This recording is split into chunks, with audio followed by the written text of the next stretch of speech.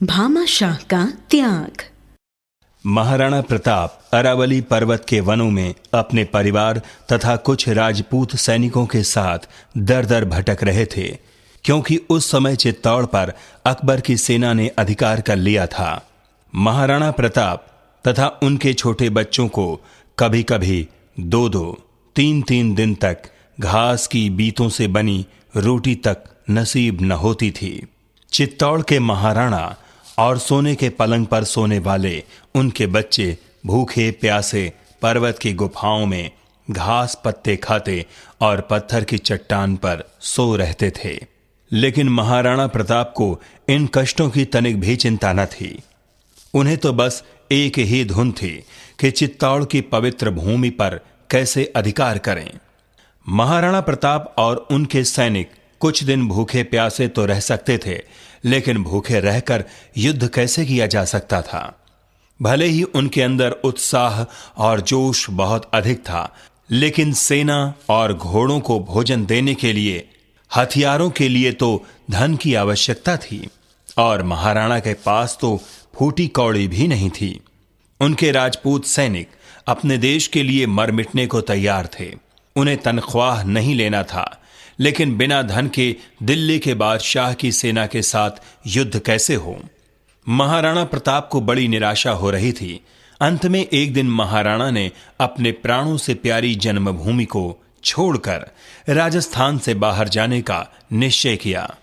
वे महारानी और बच्चों के साथ वन के मार्ग से जा रहे थे, तभी महाराणा के मंत्री भामाशाह घोड़ा दौड़ाते हुए वहां पहुंचे।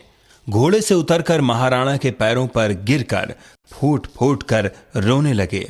आप हम लोगों को अनाथ करके कहां जा रहे हैं? महाराणा प्रताप ने भामाशाह को उठाकर गले से लगा लिया और अत्यंत दुख से बोले, आज भाग्य हमारे साथ नहीं है। अब यहां रहने से कोई फायदा नहीं है, इसलिए यहां से जा रहा हूं। कहीं कुछ धन मिल जाए तो उससे सेना एकत्र करके फिर से चित्तौड़ का उद्धार करने वापस अवश्य लौटूंगा। आप लोग तब तक साहस से काम लें। भामाशाह ने हाथ जोड़कर कहा, महाराज, आप मेरी एक प्रार्थना स्वीकार कर लें। राणा प्रताप बड़े प्यार से बोले, कहो भामाशाह, क्या बात है? आज तक मैंने तुम्हारी बात कभी टाली है क्या? भामाशाह के पीछे उनके बहुत से सेवक घोड़ों पर अशरफियों के थैले लाद कर लाए थे। भामाशाह ने उन थैलों को महाराणा के सामने रखवा दिया और फिर हाथ जोड़कर बड़ी ही विनम्रता से बोले, यह सब धन आपका ही है। मैंने और मेरे पूर्वजों ने चित्तौड़ के राज दरबार की कृपा से ही इसे एकत्र किया है। आप कृपया इसे स्वीकार कर लीजिए और चित्तौड़ का उद्धार कीजिए। महाराणा प्रताप ने भामाशाह को गले से लगा लिया। उनकी आंखों से टप टप आंसू बहने लगे। वे बोले, तुम धन्य हो भामाशाह।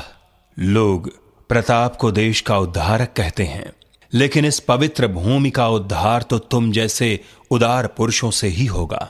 उस धन से महाराणा प्रताप ने सेना एकत्र की और मुगल सेना पर आक्रमण किया।